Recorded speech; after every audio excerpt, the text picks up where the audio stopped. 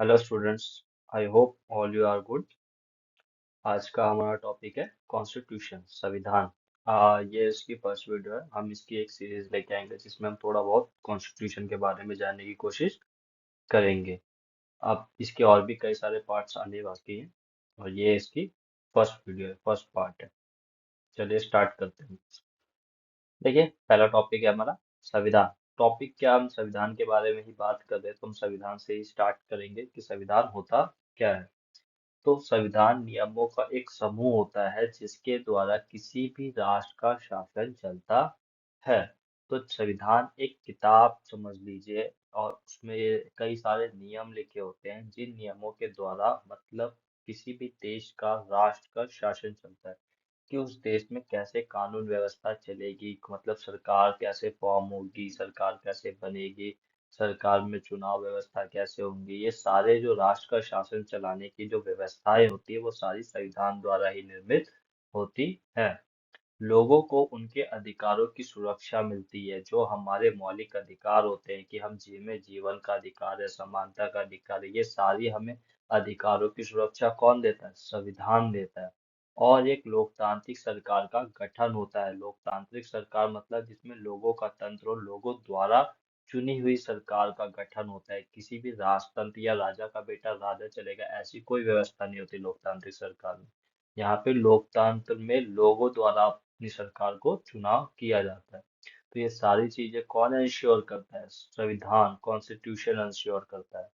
देखो, next point, संविधान बुनियादी नियमों का एक समूह, एक ऐसा समूह उपलब्ध कराता है जिससे लोगों में न्यूनतम समन्वय और विश्वास बना रहता है। मतलब कि अब जैसे कि एक किताब लिख दी गई कि ये तुम्हारे मतलब देश का, राष्ट्र का शासन इससे चलेगा, तो लोग ऐसा क्यों है कि सारे ही लोग उसको मानेंगे जिन्होंने लिखा? अब जरूरी थोड़ी कि सारे ही लोग उसको मान लेंगे। तो कुछ ना कुछ कारण होना चाहिए, रीजन मिलेगा सबको तभी मानेंगे। अब जैसे कि कोई गरीब आदमी है जिसके साथ बहुत भेदभाव होता है, तो संविधान उसको गारंटी देता है, सुरक्षा देता है कि उसके साथ कोई भेदभाव नहीं होगा, तो वो जाहिर सी बात है उस कॉन्स्टिट्यूशन संविधान को मानेगा। तो ऐसे ही हर समूह को वो एक ऐसा न्यूनतम समन्वय या विश्वास बनाता है उनमें कि वो संविधान को मानने के लिए तैयार होते हैं, मतलब संविधान को मानते हैं। संविधान यह भी निश्चित करता है कि निर्णय लेने की शक्ति किसके पास होगी और सरकार कैसे निर्मित होगी। कि सरकार कैसे बनेगी ये भी संविधान ही बताता है, और जब सरकार बनेगी तो उसमें किन मुद्दों पर या किन विषयों पर किस व्यक्ति या किस ऑर्गेनाइजेशन या किस संस्था का अधिकार होगा उस पर निर्णय लेने का, उसके निर्णय लेने की शक्ति को डिफाइन करना, बताना, ये भी किसका काम है? संविधान का ही कार्य है। संविधान सरकार द्वारा लागू किए जा रहे नियमों और कानूनों की सीमा तय करता है। ये सीमा इस रूप में मौलिक होती है कि सरकार कभी भी उनका उल्लंघन नहीं कर सकती। मतलब जो भी सरकार हम पे नियम, कायदे, कानून लगाती है, वो संविधान उसको एक सीमाबद्ध करता है। सीमाबद्ध मतलब उसकी लिमिटेशन तय कर देता है कि ये इससे ज्यादा इन मौलिक चीजों पर नियम, कायदे, कानून नहीं बना सकते। उनके नियमों की भी कुछ लिमिटेशन होती है कि वो उसके आगे बढ़ के कानून नहीं बना सकते। फॉर एग्जाम्पल हम देख सकते हैं, जैसे कि कोई भी गवर्नमेंट ऐसा रूल नहीं बना सकती कि हर कि दिल्ली की पब्लिक मुंबई नहीं जा सकती या मुंबई की पब्लिक हैदराबाद नहीं जा सकती। वो कुछ स्पेसिफिक दंगे वंगे चल रहे हों तभी ऐसा हो सकता है, वैसे किसी तरह की रोक नहीं लगा सकती। या किसी जाति पाति पे रोक लगा दे कि इस जाति के लोगों को इस इलेक्शन में लड़ने के अधिकार नहीं है या फिर इस विषय की पढ़ाई करने का अधिकार नहीं है। तो वो ऐसे कोई भी नियम नहीं तय कर सकती जिससे हमारे अधिकारों के हनन हो, अधिकारों का हनन हो।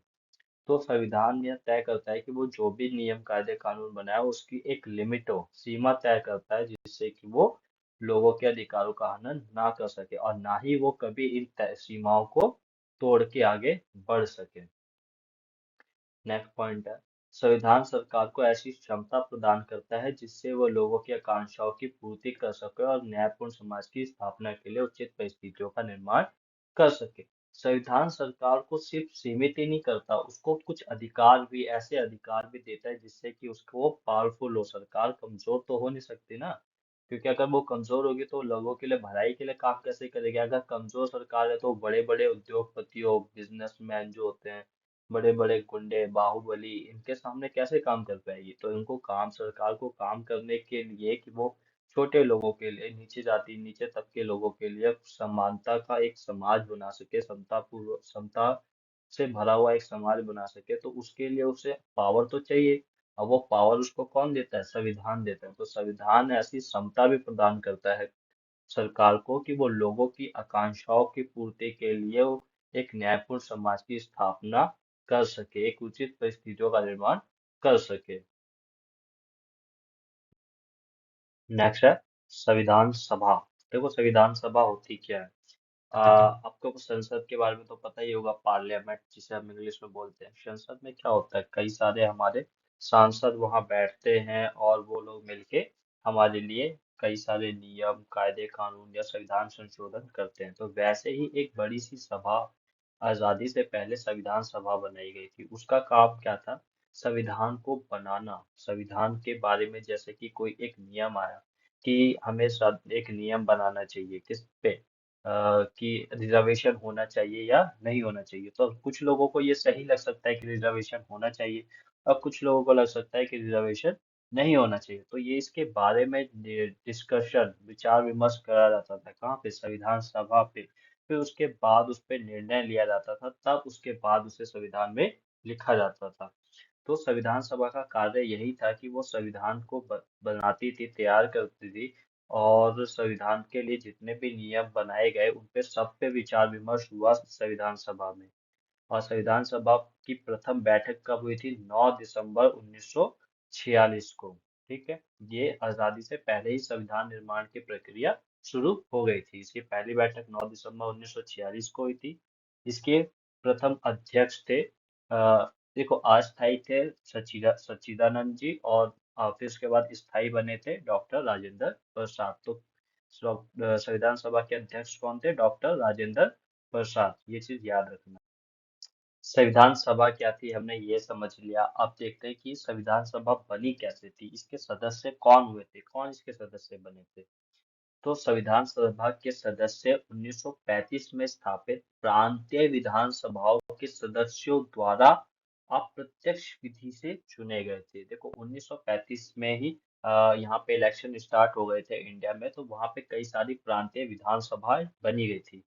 तो उन प्रांतीय विधानसभाओं के जो सदस्य चुने गए थे पहले ही इलेक्शन के द्वारा, तो उन्हीं सदस्यों ने संविधान सभा के सदस्यों का चुनाव किया था। फिर उसके बाद देखिए ये अप्रत्यक्ष विधि से चुने गए थे, ये याद रखिएगा। ब्रिटिश मंत्रिमंडल की एक समिति कैबिनेट मिशन द्वारा प्रस्तावित योजना के तहत ही संविधान सभा की रचना हुई थी। देखो एक कैबिनेट मिशन था, ब्रिटिश मंत्रिमंडल की एक समिति थी कैबिनेट मिशन, उसी ने एक योजना प्रस्तावित की थी कि संविधान सभा की रचना इस प्रकार या इस योजना के तहत होनी चाहिए। तो ये योजना कौन लेके आया था? कैबिनेट मिशन लेके आया था। तो अब इस योजना में था क्या, ये देख लेते हैं। इस योजना के अनुसार प्रत्येक प्रांत देशी रियासतों या रियासतों के समूह को उनकी जनसंख्या के अनुपात में सीटें दी गई। मोटे तौर पर 10 लाख की जनसंख्या पर एक सीट का अनुपात रखा गया। ब्रिटिश सरकार के प्रत्यक्ष शासन वाले प्रांतों को 292 सदस्य चुनने थे और देशी रियासतों को न्यूनतम 93 सीट आवंटित की गई। मतलब कि देखो उस टाइम इंडिया कई भागों में डिवाइड था। उस टाइम पे 565 रियासतें हुआ करती थी और कुछ प्रांत होते थे। तो जितने भी प्रांत मतलब राज्य हुए थे, प्रत्येक प्रांत या राज्य को कुछ सीटें आवंटित की गई, कुछ देशी रियासतों को आवंटित की गई और कुछ छोटी छोटी रियासतों को आवंटित की गई। तो उनकी जितनी भी जनसंख्या होती थी उसके हिसाब से वहां पे सीटें दी गई उनके अनुपात में। जैसे कि कोई एक बड़ी रियासत है जहाँ की आबादी करीब समझ लो 10 लाख है, और एक छोटी रियासत है जहाँ की आबादी 2 लाख है, और एक बहुत बड़ा प्रांत है जिसकी आबादी 2 करोड़ है। तो हर जनसंख्या का प्रतिनिधित्व करने के लिए अलग अलग जनसंख्या मतलब संख्या में लोगों की जरूरत है, प्रतिनिधियों की जरूरत है। जहाँ 2 करोड़ की आबादी है वहां से ज्यादा सदस्य आने चाहिए संविधान सभा में, क्योंकि वो बहुत ज्यादा बड़ी जनसंख्या का प्रतिनिधित्व कर रहे हैं। जहाँ पे 10 लाख है वहां से भी कंपैरिजन करें 1 लाख या 2 लाख जनसंख्या वाले रियासतों से, तो वो उनके कंपैरिजन में ज्यादा आनी चाहिए 10 लाख जनसंख्या वाली रियासत से। तो इस तरह से उनकी जनसंख्या के अनुपात में सीटें दी गई। मोटे तौर पर 10 लाख की जनसंख्या पर एक सीट का अनुपात रखा गया कि 10 लाख एक संख्या होगी, जैसे कि किसी एक प्रांत में समझ लो 50 लाख जनसंख्या है, तो 50 लाख जनसंख्या है, तो वहां से कितने सदस्य आएंगे संविधान सभा के लिए? 5 सदस्य आएंगे। अब ऐसे ही कोई एक रियासत है जहाँ पे 10 लाख ही संख्या है, जब 10 लाख जनसंख्या है वहां की, तो वहां से कितनी सीटें आएंगी जन संविधान सभा के लिए? केवल एक सीट आएगी। तो इसी योजना के तहत सीटें आवंटित की गई। तो ब्रिटिश सरकार के प्रत्यक्ष शासन वाले प्रांतों, मतलब जहाँ पे ब्रिटिश सरकार राज कर रही थी, वहां पे 292 सदस्य, वहां से 292 सदस्य चुनने थे, और देशी रियासतों को 93 सीटें आवंटित की गई थी कि वहां से 93 मेंबर्स को चुनना है। फिर प्रत्येक प्रांत की सीटों को तीन प्रमुख समुदायों के बीच में आवंटित किया गया, जैसे कि मुसलमान, सिख और सामान्य। ये उनकी जनसंख्या के अनुपात में बांट दिया गया। जैसे कि अब प्रांतों से चुनना है, तो एक प्रांत में समझ लीजिए 50 लाख जनसंख्या है, तो 50 लाख जनसंख्या, तो वहां से 5 सीटें आएंगी। तो अब वहां के 50 लाख में से समझ लीजिए 10 लाख मुसलमान है, 10 लाख सिख है, और 30 लाख सामान्य जनसंख्या है। तो 10 लाख पे एक सीट है, तो उस 5 सीटों में से एक सीट मुसलमान की होगी, एक सीट सिख की होगी, और बाकी 3 सीट सामान्य जनसंख्या की होगी। तो इस तरह से जनसंख्या के हिसाब से वो जो 292 सीटें या 93 सीटें चुनी जानी थी, वो इन समुदायों के बीच में आवंटित कर दी गई अनुपात के हिसाब से, मुसलमान, सिख और सामान्य जनसंख्या में। फिर इसके बाद है प्रांतीय विधानसभाओं में प्रत्येक समुदाय के सदस्य ने अपने प्रतिनिधियों को चुना, और इसके लिए उन्होंने समानुपातिक प्रतिनिधित्व और एकल संक्रमण मत पद्धति का प्रयोग किया। देखिए यहाँ पे दो पद्धतियां हैं जिनसे इलेक्शन हुए, समानुपातिक और एकल संक्रमण। इसके लिए एक अलग से वीडियो मैं डालूंगा। अभी आप यहाँ पे ये रखिए कि ये दो चुनाव प्रक्रिया है जिसके द्वारा अपने सदस्यों या मेंबर्स को चुना करते थे वो। तो प्रांतीय विधानसभाओं में प्रत्येक समुदाय के सदस्यों ने अपने प्रतिनिधियों का चुनाव किया, किसे? समानुपातिक प्रतिनिधित्व से या फिर एकल संक्रमण मत पद्धति से। ठीक। ये याद रखिए, समानुपातिक प्रतिनिधित्व जो है वो आ, आ, उसमें यूज की जाती है अमेरिका के इलेक्शंस में। इंडिया में भी है, पर इंडिया के ये कुछ कॉम्प्लिकेटेड या बड़े इलेक्शन जैसे कि राष्ट्रपति के इलेक्शन पे यूज किया जाता है। बाकी मैं जब वीडियो बनाऊंगा इस पे तो और क्लियर कर दूंगा इसको। देखिए नेक्स्ट पॉइंट, देशी रियासतों के प्रतिनिधियों के चुनाव का तरीका उनके परामर्श से तय किया गया। मतलब जो देशी रियासतों से जो प्रतिनिधि चुने जाएंगे, तो उनको कैसे चुना जाएगा, उन प्रतिनिधियों का चुनाव कैसे किया जाएगा, ये वहां के जो रियासत के जो राजा महाराजा थे उनके द्वारा तय किया गया, कि उनके परामर्श से तय किया गया कि इस प्रक्रिया के तहत हमारे यहाँ से सदस्यों का चुनाव होगा। बाकी प्रांतों में तो इन पद्धतियों के द्वारा हुआ था, पर देशी रियासतों में उनके राजाओं द्वारा परामर्श के तौर पे तय किया गया था। अब संविधान हमारा बन के कब तैयार हो रहा था? 26 नवंबर 1949, 1949 को, 26 नवंबर 1949 को संविधान बन के तैयार हो गया था। जब संविधान का निर्माण हो गया था, तो उसमें 284 मेंबर्स ने हस्ताक्षर किए, साइन किए, और फिर संविधान हमारा कंप्लीट हुआ। देखिए यहाँ पे 292 तो प्रांतों से ही थे, और 93 सीट थी, पर ये यहाँ पे इतने कम कैसे हो गए? तो यहाँ पे देखिए, ये हमारा 26 नवंबर 1949 आज़ादी के बाद की बात है, और ये आज़ादी से पहले की बात है। तो जब पाकिस्तान इंडिया से अलग हुआ, तो जो पाकिस्तान से जो मेंबर्स आए थे उनको संविधान सभा से हटा दिया गया था, जो इंडिया के लिए कॉन्स्टिट्यूशन बन रहा था। तो उन्हें इंडिया की संविधान सभा से हटा दिया गया था, तो इसलिए इसके मेंबर अब कम हो गए थे। और फिर उसके बाद कुछ मेंबर जब हस्ताक्षर हुए, तो उसमें वहां पे 284 ही मेंबर्स प्रेजेंट थे जिन्होंने हस्ताक्षर करके संविधान कार्य को संपूर्ण किया। फिर जो हमारा कॉन्स्टिट्यूशन है वो 26 जनवरी 1950 को पूरे राष्ट्र में लागू हो गया। ठीक है, 26 जनवरी 1950 को ये लागू हो गया। संविधान को बनने में कितना टाइम लगा था? 2 वर्ष, 2 साल, 11 महीने और